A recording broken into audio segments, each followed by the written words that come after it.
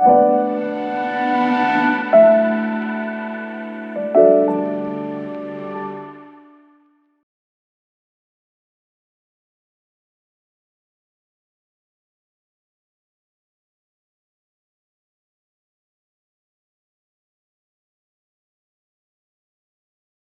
I would like to call Dr. Norbert Tribl, also from University of Szeged, to continue the Hungarian presentation. Thank you so much, Professor Szilágyi, and thank you for the kind opportunity to give this presentation here today.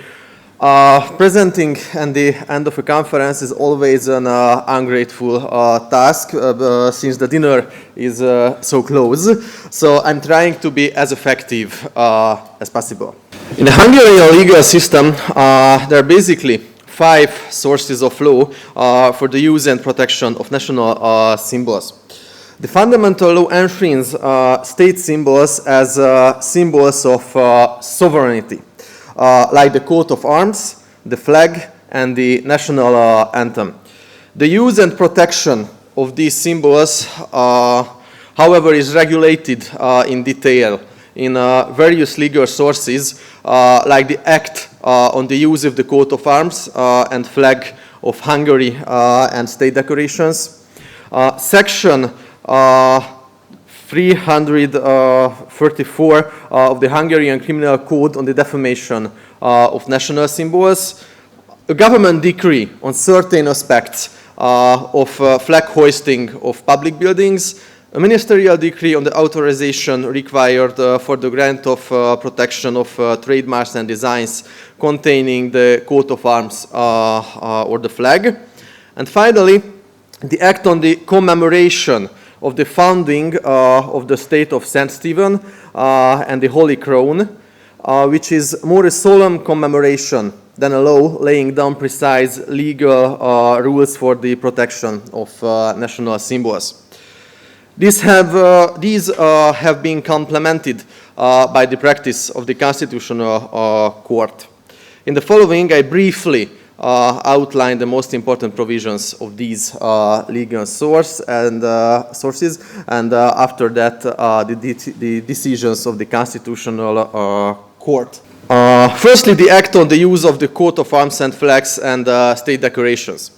According to the reasoning to the proposal of this Act, national symbols are symbols that express the innermost feelings of the nation and embody its unity, the permanence of which is in the national interest, and this requires stability not only in the way they are shaped and described, but also in the way they are used.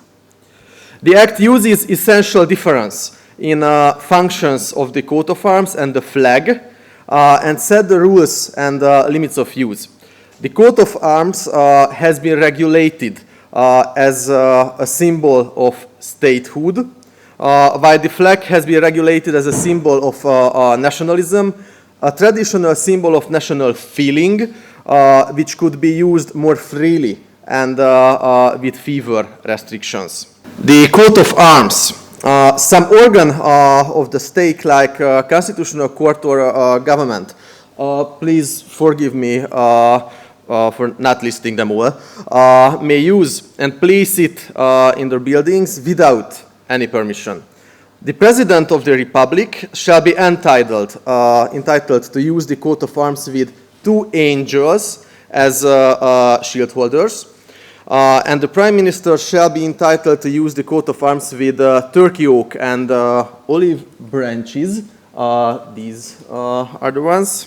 The coat of arms of local and national minority self-government must be clearly distinguishable from the coat of arms of Hungary in order to promote the professional creation with the heraldic tradition. The government shall establish a national coat of arms commission, and local governments and national minority governments have to seek the opinion of this commission before creating or amending its coat of arms. A natural person or a legal person may not use the coat of arms in the exercise of his profession or vocation, but a law may provide otherwise in respect of a person or a specific group of persons. On national holidays, the flag of Hungary shall be hoisted in a ceremony with military honors in front of the building of the parliament. At international fairs, in particular exhibitions, trade fairs, and international cultural or social events, the minister who responsible for the coordination of government action may authorize the occasional use of the coat of arms if the holder has received public funds for organizing or participating in the event, and the importance of the international fair event and the activity justifies the use of the coat of arms. For private person, the occasional use of the coat of arms and the flag, however, is permitted on national holidays, on the occasion of related and other social events, in particular political, economic, scientific events, etc. Other commemorations of national character and military honors. The use of the flag together with the coat of arms is also permitted on these occasions. However, when using the coat of arms and the flag, everyone must respect their authority and dignity. The Hungarian Criminal Code, we have one section, but I am not a criminal lawyer, so you can read the text on the slide. As we have indicated, the major national symbols of Hungary, which are primarily state symbols, such as the national anthem, the flag and the coat of arms, are defined in the fundamental law. These are ones that are primarily protected by criminal law. However, it is interesting to note that in view of its special role of Hungarian history and in the development of our constitution, the Hungarian criminal code also protects the Hungarian Holy Crown. In my opinion, in my personal opinion, the constitutional assessment of the criminal law protection is more interesting than the rules of criminal code itself, not offending my criminal law colleagues. I'm so sorry. I will present about this in more detail at the practice of the Constitutional Court, because that is my workplace. So, really sorry. The Act 1 of 2000 is the so-called Millennium Law, is a commemorative law, a kind of tribute to founding of the state, the provisions of which concern the custody and protection of the Hungarian Holy Crown. It is interesting that this law should have been our new constitution, but there was no enough political will at the beginning of the century, and this is finally is a commemorative law. By the Act 1 of 2000, the National Assembly established the Holy Crown Council for the protection and preservation of the Holy Crown and in its insignia.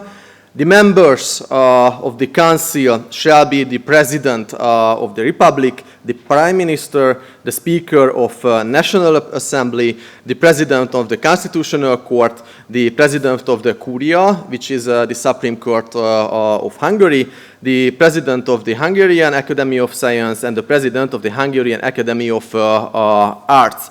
The President of the Republic is the chairman, at the moment chairwoman, of the Council. And the protection of national symbols in the case law of the Hungarian Constitutional Court. I have the two main decisions. First, the decision 13 of 2000. In this case, the Constitutional Court examined the provisions of the former Hungarian Criminal Code concerning the defamation of national symbols. Two petitions were received, which was merged by the court. According to the petitioner's position, the criminal law protection of national symbols violated the freedom of expression as a fundamental right. In the case, the Constitutional Court reviewed the constitutional and criminal law of certain European countries in relation to national symbols, the relevant international conventions, and the case law of the European Court of Human Rights. In the comparative analysis, the Constitutional Court examined the nature of the constitutional regulation of national symbols in the practice of European countries. It noted that most of the European constitutions contain rule of specific national symbols, which are generally placed at the beginning of the constitutions in the context of sovereignty. According to the court, in the West, North, and South, the European constitutions most often specify the national colors. Some include the national anthem, the capital, the official language, the oath, and the use of slogans or mottos as national symbols. Central and Eastern European constitutions are coat of arms oriented, and almost without exception, the flag, the anthem, and the capital are included in all constitutions alongside the coat of arms. In addition, the official language and the state seal are common. According to the Constitutional Court, there are two types of constitutional regulation of the national symbols. There are constitutions that describe the content of the national symbols, such as the elements of the coat of arms, while other constitutions leave the regulation of the national symbols to the lawmaker. The court also found, on the basis of a comparative analysis, that the violation of national or state symbols is punishable by criminal law in several European countries. A comparative study has shown that many European countries have criminal law rules that restrict freedom of expression in relation to state symbols. In these democratic countries, it is therefore considered necessary to prevent the expression of opinions which are offensive to the symbols of the state, to prevent the expression of opinions which are offensive to those who profess a sense of belonging to that state. This is the reason. According to the Constitutional Court, the freedom of expression has generally been extended in European constitutional democracies, and at the same time, the scope of the legal objects which are protected by criminal law has been narrowed. In democratic societies, notwithstanding national historical traditions, these protected legal objects include national symbols. Inter alia, as a result of constitutional provisions, the parliament have a wide discretion to include their national symbols among the objects protected by criminal law. In his decision, the Constitutional Court pointed out that the symbols are part of the history of humanity and human communities. On the one hand, symbols have expressed the affiliation of the individuals using the symbol to a particular community, And on the other hand, they have also represented the community as a whole. Besides others, symbols of national communities have been organized by the state are of particular importance. According to the court, the notion of nation as a community has historical significance. The nation has been inseparably linked to state power in the historical process of nation-state formation. National symbols are a reflection of this historical process and have thus become symbols of statehood. National symbols also have the power to preserve and maintain the idea of sovereignty in times of loss or limitation of statehood. I think this is an interesting question today because of the European processes. According to the court, finally, national symbols therefore have a dual meaning. On the one hand, they can be regarded as external forms of display the statehood and state sovereignty, and on the other hand, they are also means of express belonging to the nation as a community.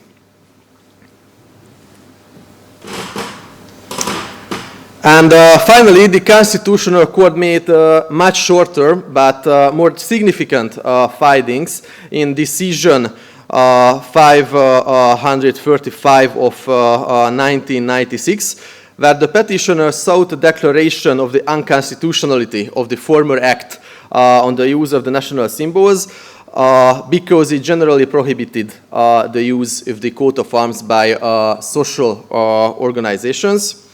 Please forgive me not presenting the whole decision, just as closing my presentation, the main finding of the Constitutional Court, according to which the constitutional provisions on national and state symbols are linked to such main values as the sovereignty of the people and of the state, national identity and integrity and inviolability of the state territory. And thank you for your kind attention.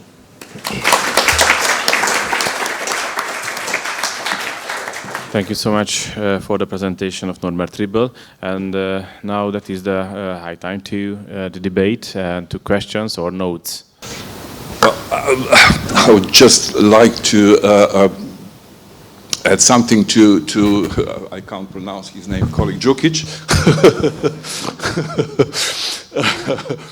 A paper regarding the recent Serbian law on the Serbian heritage. I forgot the title, because there's an even more peculiar clause there, a part of Hilandar regulation, which is the foreign country, because there is, I think, Article 29, Section 649, that proclaims that the literary tradition of Dubrovnik, which is in Croatia and much more sensible than Hilandar in Greece because of obvious reason, is the literary tradition of Dubrovnik is part of Serbian and Croatian tradition.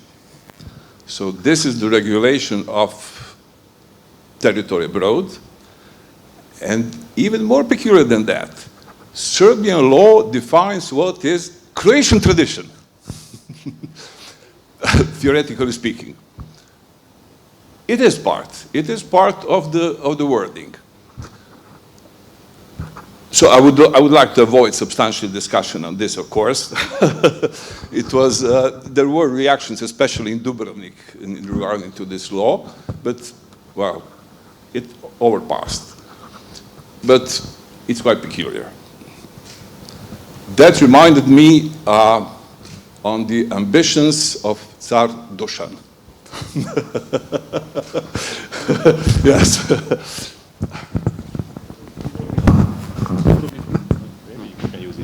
Dubrovnik never was the part of Tsar Dusan's empire. So, yes, Greece was.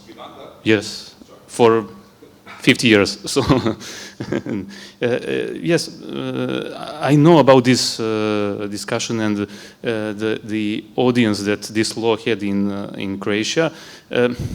I would not like to discuss about the substantial part because we will stay then for the next day dinner here. Still, this law about the monastery of Hilandar has nothing to do with some pretensions, territorial or something like that. This is only about the works that the Serbian state pays for the monastery because it was burned in 2004. There was accidentally the 60% of the monastery was burned. So the Serbian state pays for the renovation, and for at least 15 years there was no legal basis for this. There was one decree of the government from 2004, but now we have the law that gives the legal basis for the state, and not only state, but also for some other entities to give donations for this reconstruction. That's the main intention of this law. So that's it. I was a member of the committee that wrote this law, so I know what we wanted to get. Okay, thank you. Thank you so much. Are there questions? Please, may I?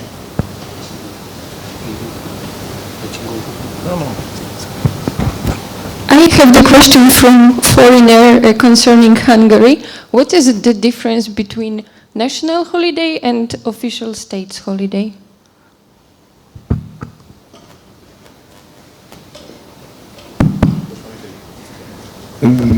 This is an easy one because it is written in the constitution, so there is a formal difference. We have the national holidays and the official holiday, but this is also a question of protocol. As maybe you know, you need one official holiday in order to let the state to celebrate foreign countries, and also the representative of diplomatic corps here in Hungary. So one date should be chosen, and actually for Hungarian constitution maker, it was an easy question because the 20th day of August for many centuries was considered as the day of the foundation of the state, so the best one to have this function of official national holiday. The question can be also raised because of the religious content of this day, as it is also the day of Saint Stephen.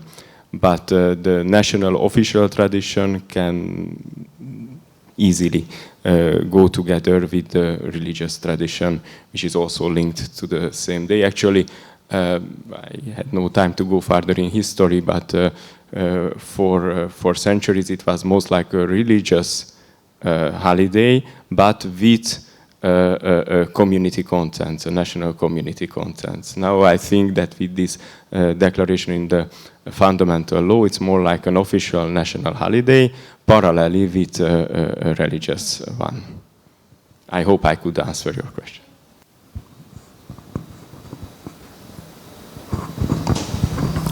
Other questions?